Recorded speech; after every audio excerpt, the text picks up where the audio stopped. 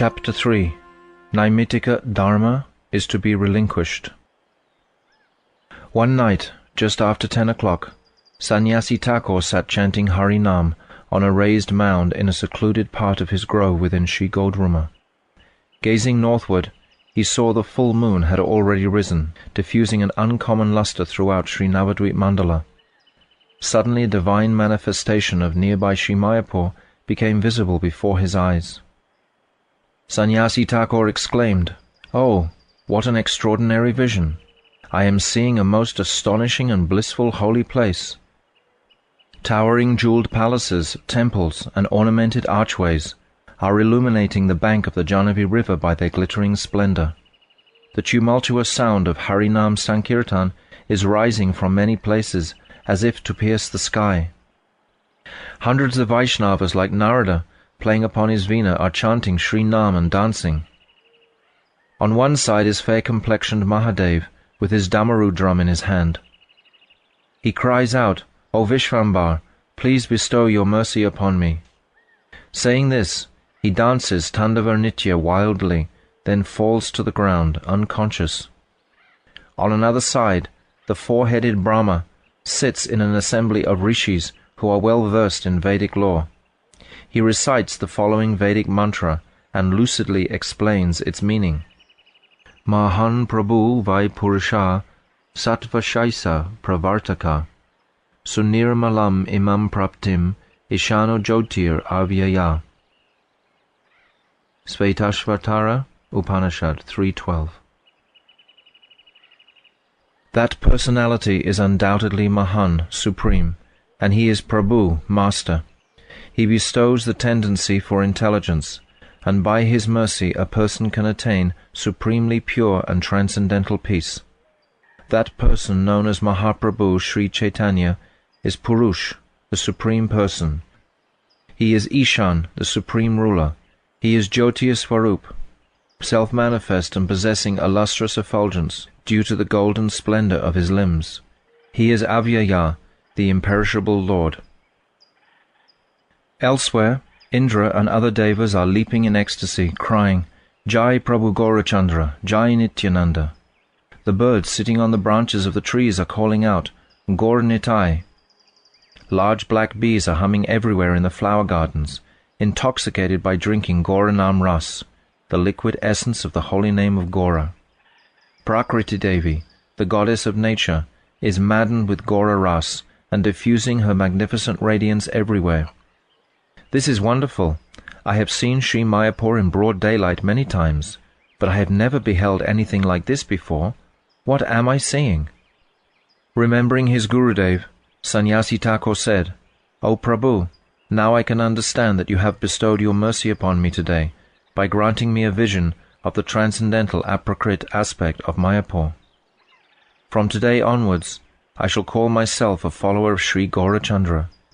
I see that everyone in this divine land of Navadvip wears a necklace of tulsi beads, tilak on his forehead, and the letters of Sri Nam stamped on his body. I shall also do the same.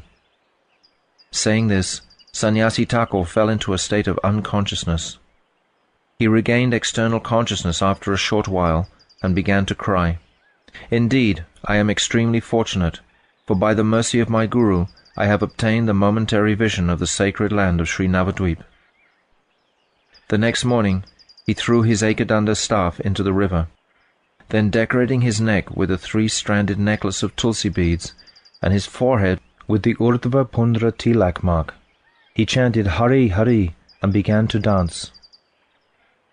When the Vaishnavas of Godruma saw Sannyasi Thakur's extraordinary mood and new appearance, they offered him prostrated obeisances, saying, You are blessed, you are blessed. He became somewhat embarrassed at this and said, Oh, I have accepted this Vaishnava dress to become an object of the Vaishnava's mercy, but now I have met with another obstacle. I have heard the following statement many times from Gurudev's mouth. Trinadapi sunichena tarorapi sahishnuna amanina manadena kirtaniya sadahari.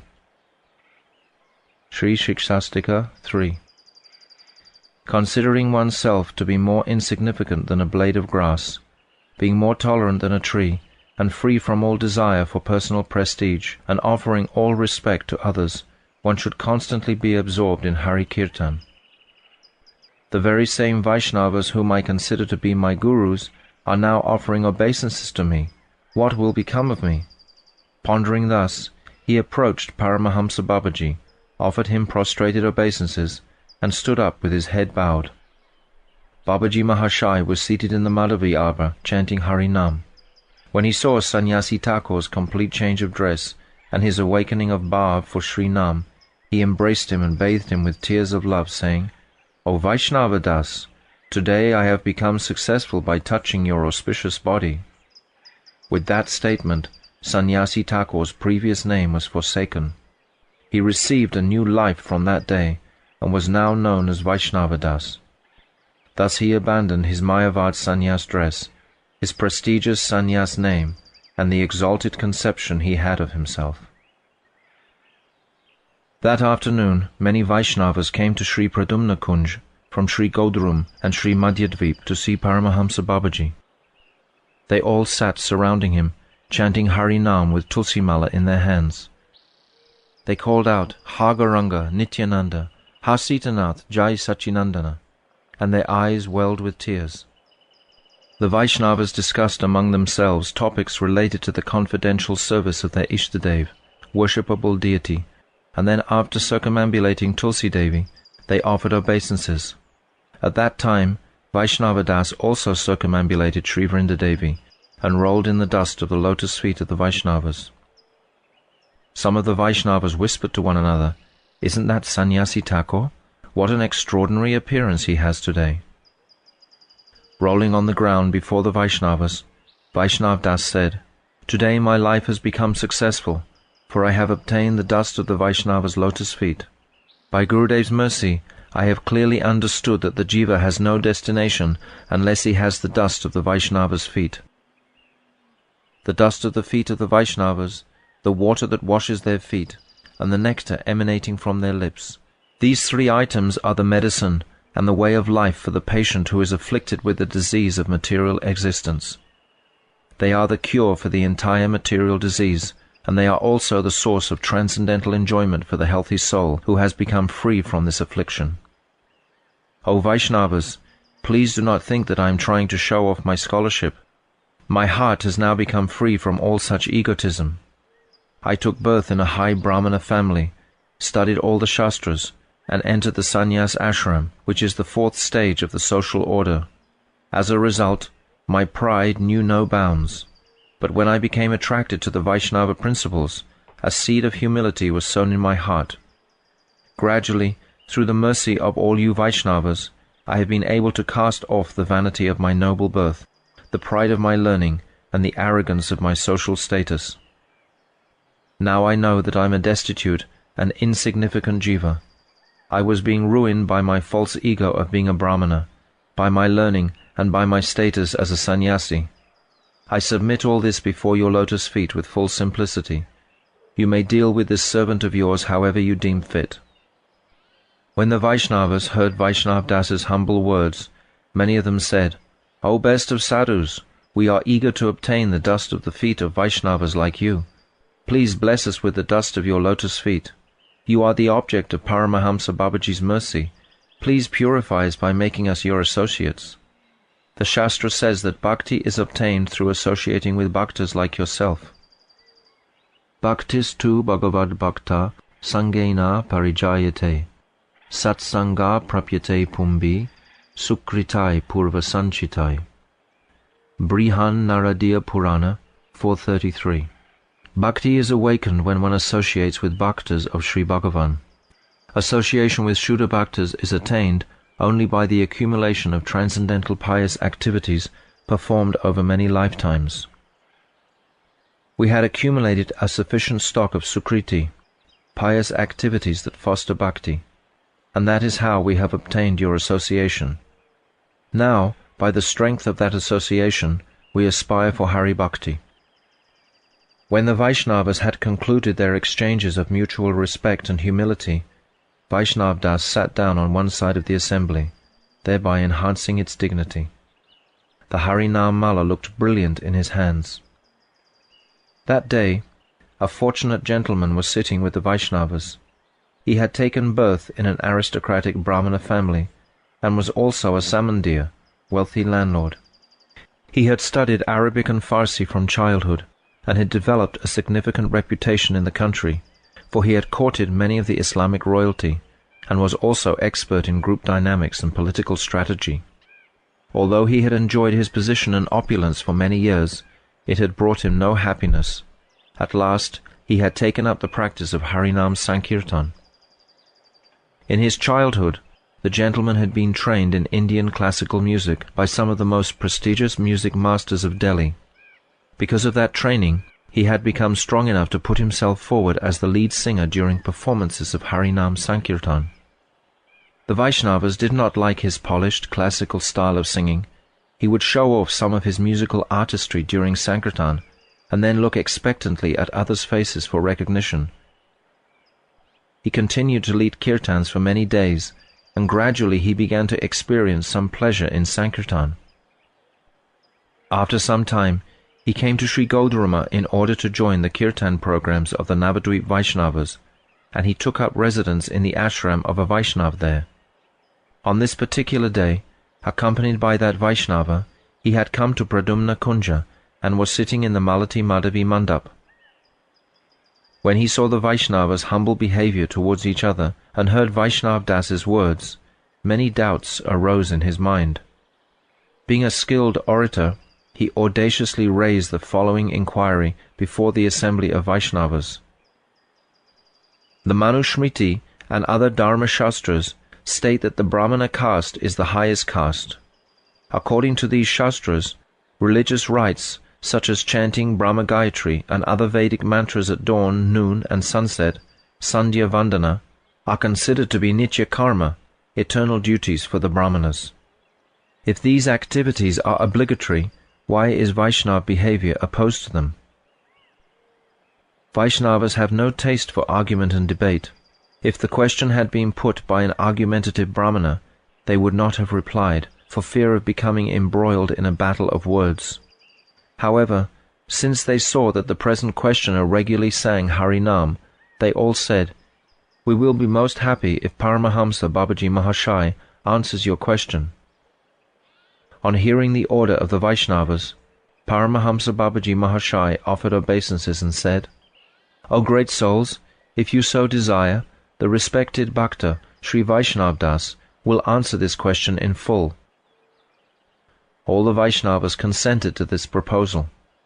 When Vaishnav Das heard the words of his Gurudev, he considered himself most fortunate, and humbly said, "I am wretched and insignificant. It is completely inappropriate for me to say anything in such a learned assembly. Nonetheless, I must always bear the order of my Gurudev upon my head. I have drunk the nectar of spiritual instructions flowing from my Guru's lotus mouth.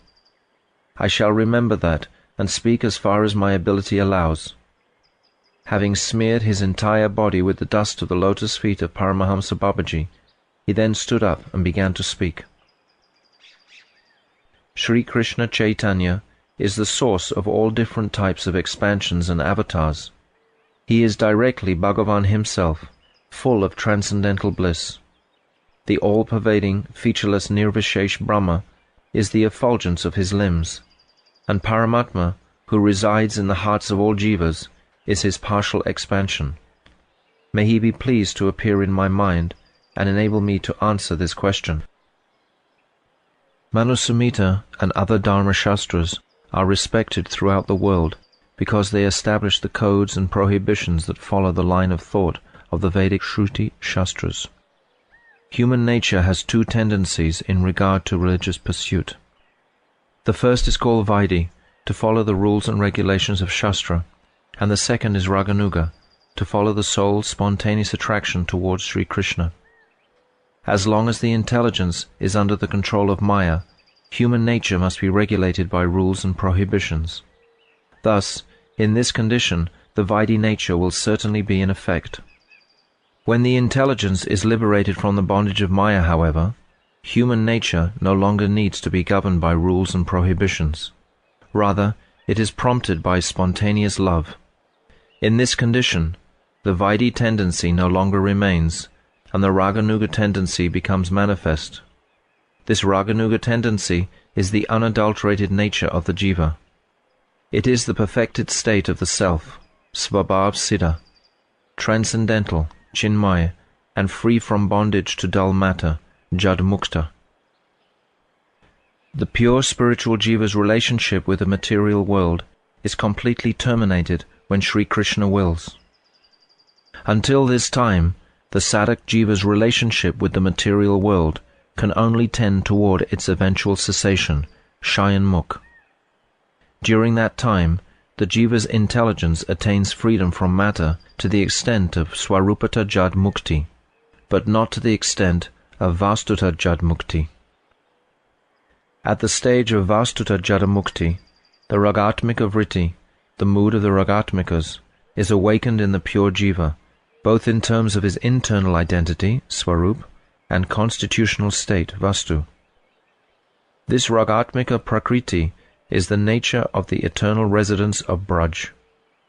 The sadhak jiva in the shayanmukh stage becomes a raganuga by following the service of the Brajabasis. He then receives many different spiritual graces and progresses very quickly. This condition of raganuga should be ardently sought after by the jivas. Until the jiva comes to this point, his intelligence is always attached to this material world. Because the conditioned jiva is in contact with Maya, his inherent nature changes. In his bewildered condition, he has no pure, natural attachment for spiritual objects, and due to his falsely acquired nature, nisarga, he mistakenly thinks that his attachment for mundane objects is his natural spiritual attachment. The conceptions of I and mine are two types of egoism whose influence is very prominent in the mundane sphere, and which lead one to think, I am this body, and all things relating to this body are mine. Due to these conceptions, one naturally feels attracted to people and things that bring pleasure to the material body, and one feels averse to people and things that impede material pleasure. When the bewildered jiva falls under the sway of such attachment and aversion, he considers others to be friends or enemies, and displays love or hatred for them in three ways: in relation to the material body and its acquisitions, in relation to society and social ideas, and in relation to morality and ethics. Thus he engages in the struggle for material existence. The false attachment for kanaka, gold and the things that money can buy, and kamini, anyone who satisfies our lusty desires, brings one under the control of temporary happiness and distress.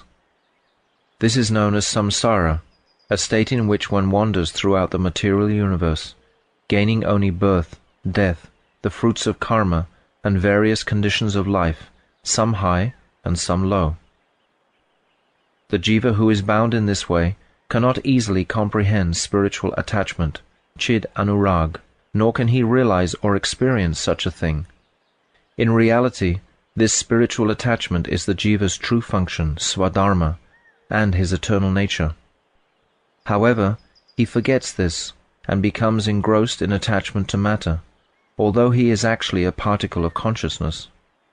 Thus, he suffers degradation. This is a miserable condition, although hardly any of the jivas who are thus entangled in samsara think so. The jivas bound by Maya are wholly unacquainted with the Raganuga nature, to say nothing of the Ragatmika nature.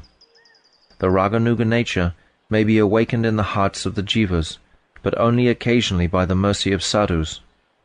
Consequently, this Raganuga nature is rare and difficult to obtain, and those who are entangled in samsara are cheated of it by Maya. Bhagavan, however, is all-knowing and merciful. He saw that the jivas who are bound by Maya have been cheated of their spiritual inclination. Now, how will they attain good fortune? By what means can remembrance of Krishna be aroused in the hearts of the jivas who are enthralled by Maya? They will only be able to understand that they are servants of Krishna if they associate with sadhus, but there is no specific rule that one must associate with sadhus, so where is the hope that everyone may easily attain sadhusanga, the association of saintly devotees?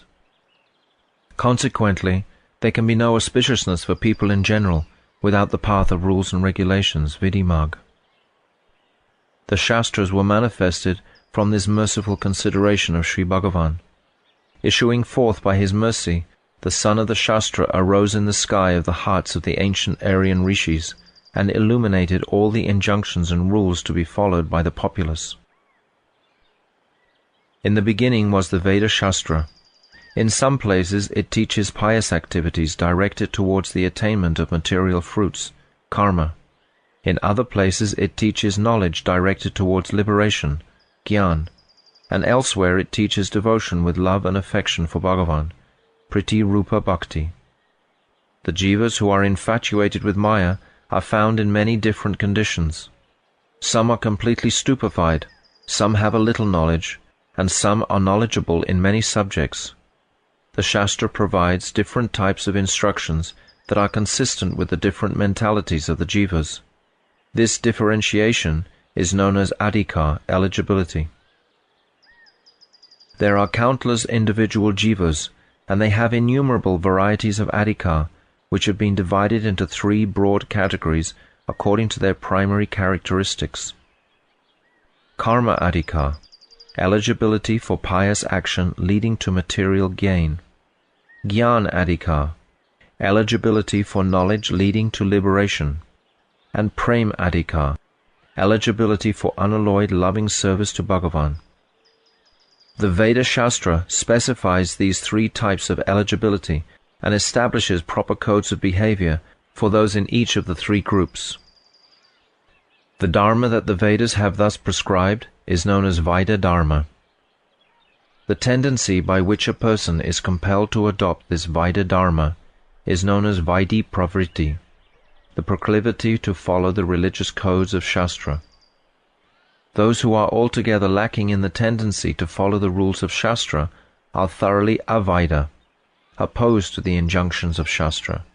They are engaged in sinful activities, and their lives are given over to actions that defy the regulations of Shastra, avaida karma. Such people are excluded from the jurisdiction of the Vedas and are known as mlechas, people belonging to an uncivilized non-Aryan race. The duties of those in the 3 eligibility groups outlined in the Vedas have been described still more elaborately in the Samhita Shastras of the Rishis, who compose numerous Shastras that follow the tenets of the Vedas.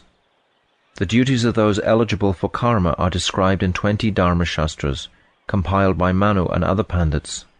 The duties of those who are eligible for jnana are described in the Shastras dealing with logic and philosophy, compiled by those who knew the different philosophical systems.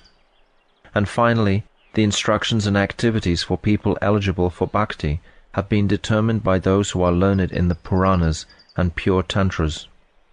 All these literatures are known as Vedic because they are in keeping with the Veda.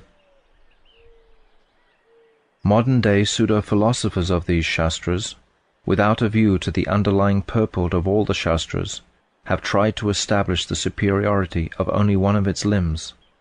This has cast innumerable people into a pit of argument and doubt.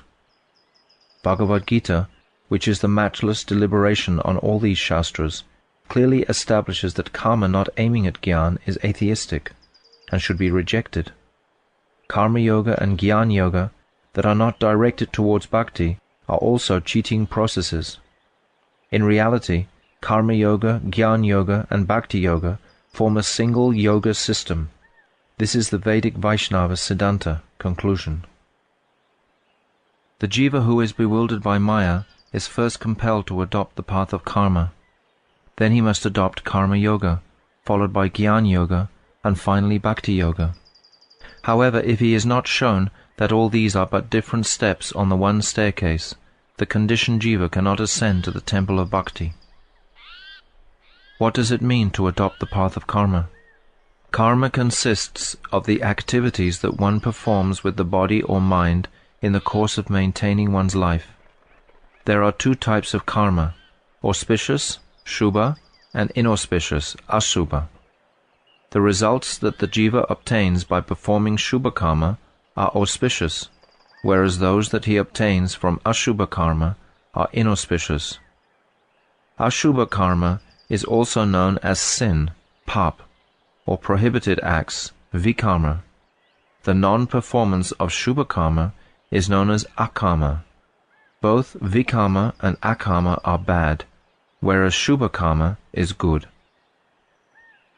There are 3 types of Shubha karma: obligatory daily rites, nitya karma, circumstantial duties, Naimittika karma, and ceremonies performed out of a desire for personal benefit, kamya karma.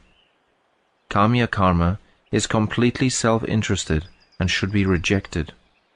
The Shastras direct us to adopt nitya karma and Naimittika karma. The Shastras have considered what is fit to be taken up and what is fit to be abandoned, and they have classified nitya karma, Naimittika karma, and kamya karma as karma, whereas akarma and kukarma, impious activity, have not been included in this category. Although kamya karma is counted as karma, it is undesirable and should be given up. So only nitya karma and Naimittika karma are truly accepted as karma. Nitya karma is karma that produces auspiciousness for the body, mind, and society, and which results in promotion to other planets after death. Everyone is obligated to perform nitya karma, such as chanting the Brahma Gayatri mantra at the 3 junctions of the day, Sandhya Vandana, offering prayers, using honest means to maintain one's body and society, behaving truthfully, and caring for one's family members and dependents. Naimittika karma is karma that one must carry out under certain circumstances or on certain occasions. For example, performing rites for the departed souls of one's mother and father, atoning for sins, and so on. The authors of the Shastras first examine the natures of human beings and their natural eligibility traits, and then established varnashram dharma, the duties for the social castes and spiritual orders. Their intention was to prescribe a system in which nitya karma and Naimittika karma could be carried out in an excellent way in this world. The gist of this arrangement is that there are 4 natural types of human beings, classified according to the work that they are eligible to perform: Brahmanas, teachers and priests; Kshatriyas, administrators and warriors; Vaishyas, agriculturalists and businessmen; and Sudras, artisans and laborers. People are also situated in 4 orders or stages of life, which are known as ashrams: brahmachari, unmarried student life; grihastha, family life; vanaprastha, retirement from family responsibilities; and sannyas, the renounced ascetic life. Those who are fond of akarma and vikarma are known as antyaja, outcast, and are not situated in any ashram.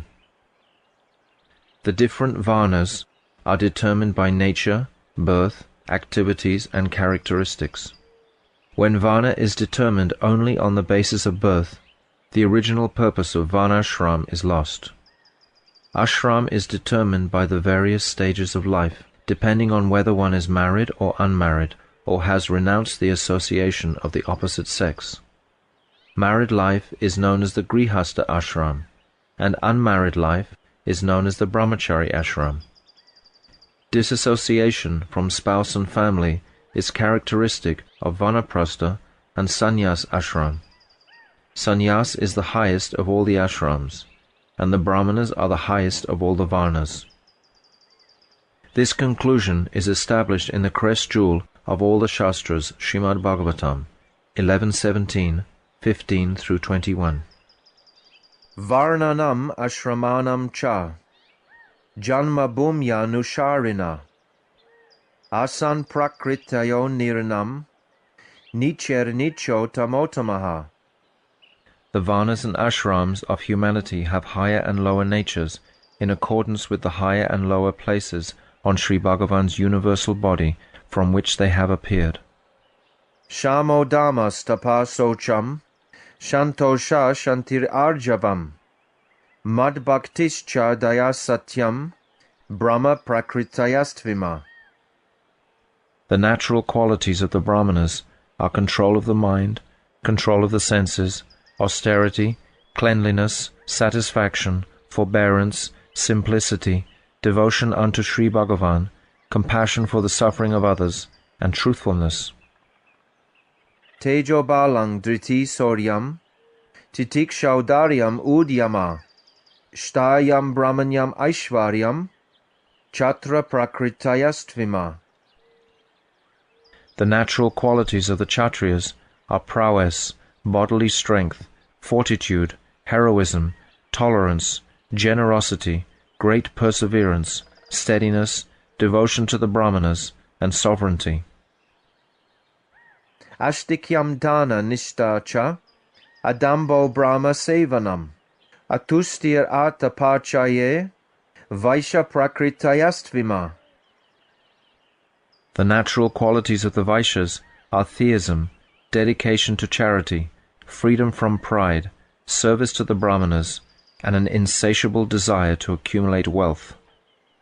Shushrusanam dvijagavam, devanan chapyamayaya, tatra labdena santosha, shudra prakritayastvima. The natural qualities of the Shudras are sincere service to the Devas, Brahmanas, and cows, and being satisfied with whatever wealth is obtained by such service. Asocham anritam steyam, nashtikyam shuksha vigraha, kama krodas chatarascha, sabhavantya vasayinam. The natural characteristics of those who are in the lowest class and who are estranged from the Varnashram system are uncleanliness, dishonesty, thievery, lack of faith in Vedic dharma and the existence of a next life, futile quarrel, lust, anger, and greed for material objects. Ahimsa satyam asteyam, akama kroda lobhata, bhuta priya hiteta cha, dharmo yam sarva varnika. The duties for the members of all the Varnas are non-violence, truthfulness, abstention from theft, freedom from lust, anger, and greed, and endeavoring for the pleasure and welfare of all living beings. Everyone in this learned assembly knows the meaning of the Sanskrit shlokas, so I am not translating them all. I just want to say that the system of Varna and Ashram is the basis of Vaida Jivana, life that is carried out in accordance with religious rules and regulations. The prominence of impiety in a country is measured by the extent to which the Varnashram system is absent there. Now let us consider in what sense the words nitya, eternal, and Naimittika, circumstantial, have been used in relation to the word karma. If we consider the profound purport of the Shastras, we can see that these two words have not been used to refer to karma in a paramarthic sense, which relates to supreme spiritual truth. Rather, they have been used in a routine, vyavaharik, or figurative, upacharic sense. Properly speaking, words like nitya dharma, nitya karma, and nitya tattva can only be used to describe the pure spiritual condition of the jiva. Therefore, in the general use of the word nitya karma, the word nitya is applied to the word karma only in a figurative or attributive sense, because karma in this world is a means to an end, and only remotely indicates eternal truth. Actually, karma is never eternal.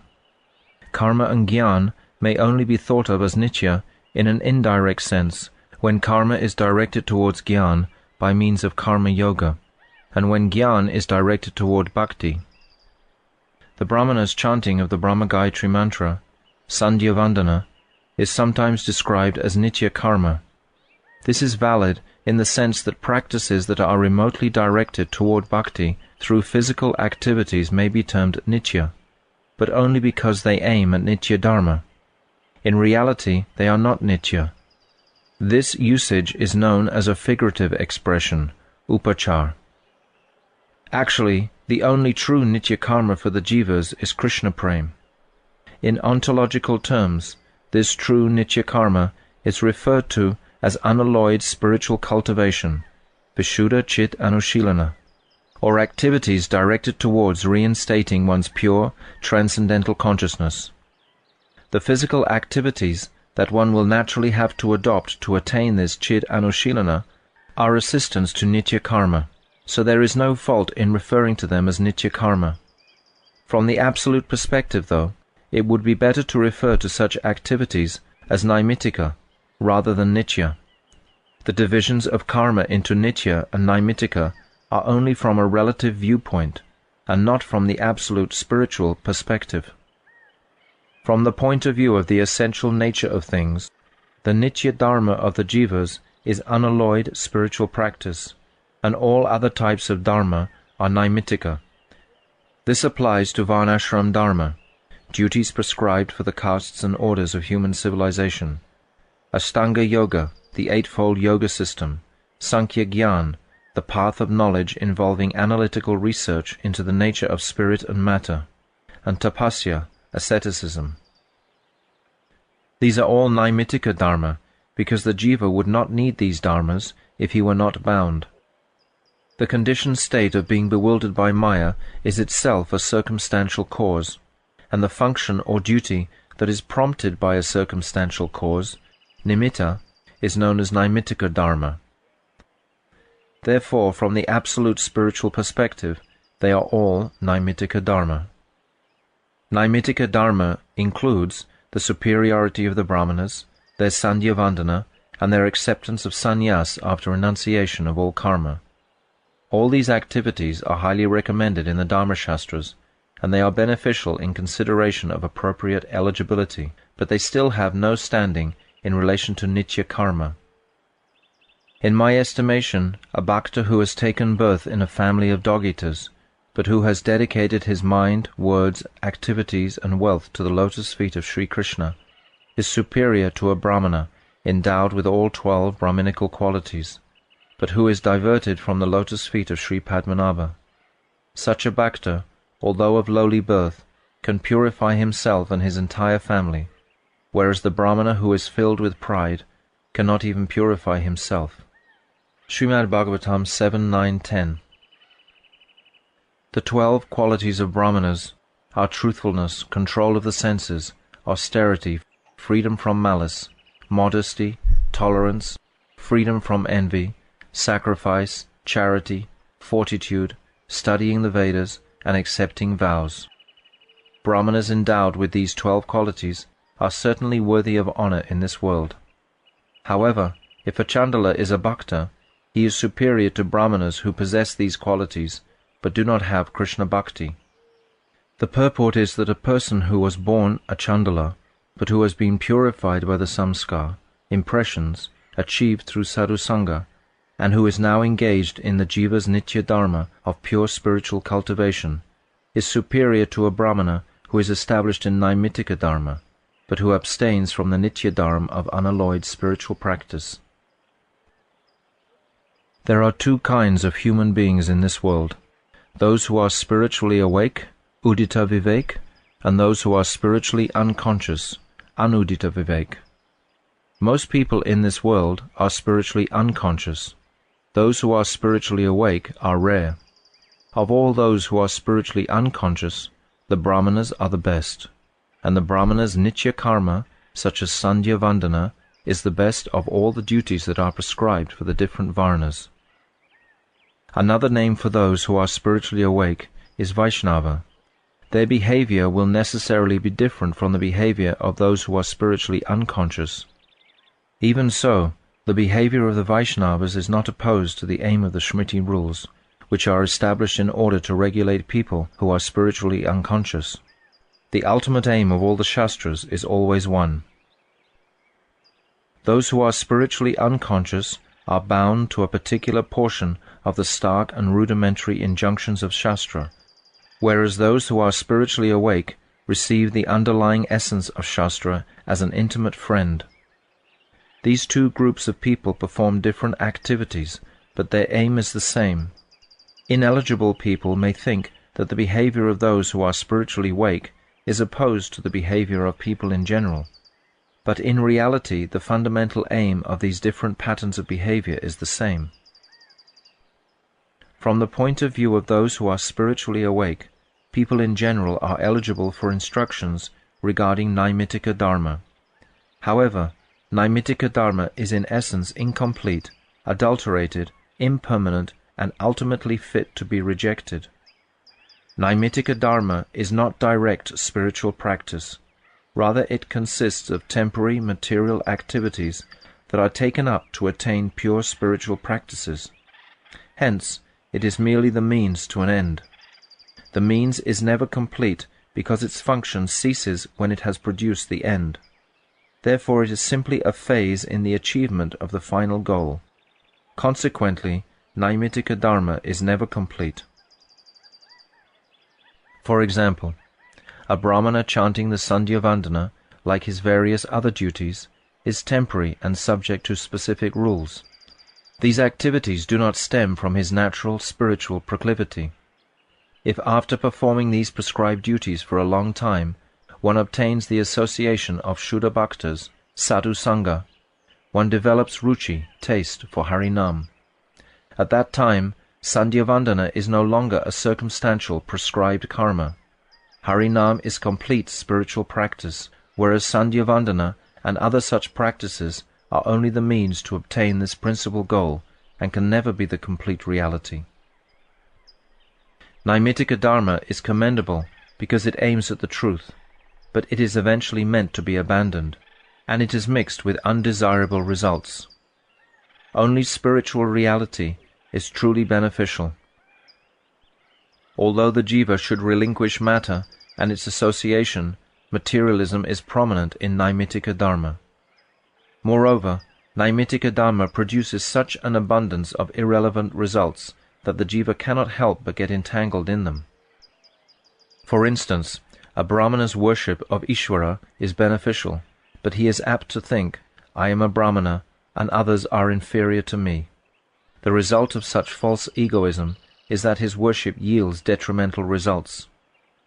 Another example is that an insignificant result of practicing the eightfold yoga system is the attainment of mystic powers, which are most inauspicious for the jivas. The two unavoidable companions of Naimittika Dharma are mukti, liberation, and bhukti, material enjoyment. But the jiva must save himself from the clutches of mukti and bhukti if he is to obtain his real objective, which is the culture of pure spiritual reality, Chid Anushilana.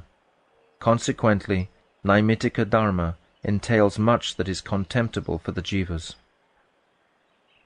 Naimittika Dharma is impermanent, for it does not apply at all times or in all conditions. For instance, a Brahmana's priestly duties, a Kshatriya's administrative or military duties, and other such circumstantial occupations are brought about by a particular cause, and they cease when the cause ceases. If a Brahmana takes birth as a Chandala in his next life, the Brahminical occupational duties are no longer his swadharma. I am using the word swadharma, own duty, in a figurative sense here. The Naimittika swadharma of the jiva changes in every birth, but his nitya dharma never changes. The jiva's true swadharma is nitya dharma, whereas Naimittika dharma is impermanent. One may ask, what is Vaishnava dharma? The answer is that Vaishnava dharma is the jiva's nitya dharma. When the Vaishnava, the jiva, is liberated from matter, he nurtures Krishna Prem in his pure spiritual form. Before that stage, when the Vaishnava is still materially bound, although spiritually awakened, he only accepts objects and association that are favorable for his spiritual practice, and he rejects all that is unfavorable. Thus he never adheres blindly to the rules and prohibitions of the Shastras. He accepts the instructions and prohibitions of the Shastras graciously, but only when they are favorable to his practice of Hari Bhajan. When they are unfavorable, he immediately rejects them. A Vaishnava is the world's only true friend, and he renders auspiciousness for all jivas of the world. Now I have humbly submitted whatever I had to say today in this assembly of Vaishnavas. Kindly excuse my faults and any offences. Having spoken thus, Vaishnav Das offered satsang pranam to the assembled Vaishnavas and sat off to one side. By this time, the eyes of the Vaishnavas had filled with tears, and they all exclaimed in unison, well done, blessings upon you." The groves of Godruma echoed these words in response. The Brahmana singer who had asked the question could see the profound truth of many of the topics presented in the discussion. Some doubts had arisen on certain points, but the seed of faith in Vaishnava Dharma had been significantly nourished in his heart. He folded his hands and said, "O great souls, I am not a Vaishnava, but I am becoming a Vaishnava by continuously hearing Harinam. If you will kindly instruct me, all my doubts may be dispelled." Sri Prem Das Paramahamsa Babaji Mahashai said kindly, "From time to time you may associate with Sriman Vaishnav Das. He is a scholar who is learned in all the Shastras. Previously he lived in Varanasi, where he accepted sannyas after studying the Vedanta Shastras deeply. Sri Krishna Chaitanya, who is the dearmost Lord of our hearts, displayed unlimited mercy and attracted him here to Sri Navadvip. Now he is fully conversant with all the truths of Vaishnava philosophy, and he has also developed profound love for Harinam." The man who had asked the question was named Sri Kalidas Lahiri. On hearing Babaji Mahashai's words, he accepted Vaishnav Das within his heart as his guru. He thought Vaishnav Das was born in a Brahmana family, and he accepted the sannyas ashram, so he is fit to instruct a Brahmana. Besides, I have witnessed his extraordinary scholarship in the Vaishnava truths. I can learn much about Vaishnava Dharma from him. Thinking in this way, Lahiri Mahashai offered Dandavat Pranam at Vaishnav Das's lotus feet, and said, "O great soul, kindly bestow your mercy upon me." Vaishnav Das offered Dandavat Pranam to him in return and responded, "If you bestow your mercy upon me, I will be fully successful." As evening drew near, everyone returned to their respective places. Lahiri Mahashai's house was in a grove in a secluded area of the village. In the center of the kunja was a natural awning of Madhavi creepers and a raised platform for Tulsi Devi. There were 2 rooms, one on either side of the kunja. The courtyard was enclosed with a trellis of chitta plants, and its beauty was enhanced by many trees such as bael, neem, and other trees bearing fruits and flowers. The owner of that grove was Madhava Das Babaji. At first, Madhava Das Babaji had been a man of spotless virtue, but immoral association with a woman had blemished his Vaishnav character and was curtailing his practice of bhajan. He was quite impoverished and was meeting his expenses with difficulty by begging at various places and by renting out his extra room, which Lahiri Mahashai was occupying. That night, Lahiri Mahashai's sleep was broken at midnight. He had begun to contemplate the essential meaning of what Vaishnav Das Babaji had explained when he heard a sound outside. As he came out of his room, he saw Madhava Das Babaji standing in the courtyard and speaking with a woman. The woman disappeared as soon as she saw Lahiri Mahashai, while Madhava Das stood motionless and embarrassed before him. "Babaji, what is the matter?" asked Lahiri Mahashai. "It is my ill fate," replied Madhava Das with tears in his eyes. "What more can I say? Alas, to think of what I was in the past, and what I have now become. Paramahamsa Babaji Mahashai had so much faith in me. Now I am ashamed to go before him."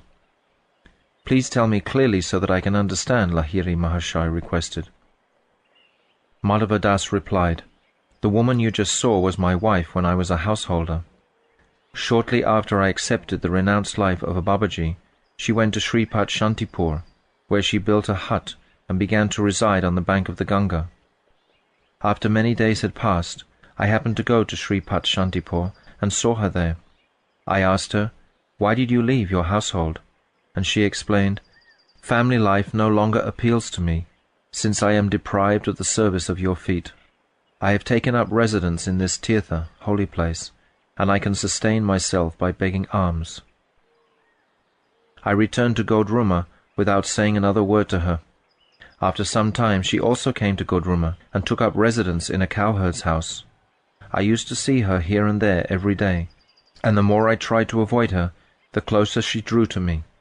Now she lives in an ashram that she has built here, and she tries to ruin me by coming here late at night. My bad reputation has spread everywhere, and my practice of bhajan has deteriorated sorely through my association with her. I am a disgrace to the family of the servants of Sri Krishna Chaitanya. I am the only person since the time of Chota Haridas's chastisement who deserves punishment. Because of their compassion, the Babajis of Sri Godruma have not yet chastised me, but they no longer have any faith in me. When Lahiri Mahashai heard these words, he said, Madhavadas Babaji, please be careful, and returned to his room. Babaji went and sat on his seat. Lahiri Mahashai could not sleep. Again and again he thought, Madhavadas Babaji has fallen down by entering householder life again, after he has formally renounced it. It is not appropriate for me to stay here any longer. Even if it does not lead me into bad association, it will certainly spoil my reputation, so that the pure Vaishnavas will no longer instruct me with confidence. Early the next morning, he went to Pradyumna Kunja, greeted Sri Vaishnavdas with due respect, and asked for a place to stay in the Kunja. When Vaishnava Das informed Paramahamsa Babaji Mahashai of this news, Babaji gave instructions that he should be given a place to stay in a kutia on one side of the Kunja. From then on, Lahiri Mahashai lived in that kutia and arranged to obtain prasad at the house of a Brahmana who lived nearby. Thus ends the third chapter of Jaiva Dharma, entitled Naimittika Dharma is to be relinquished.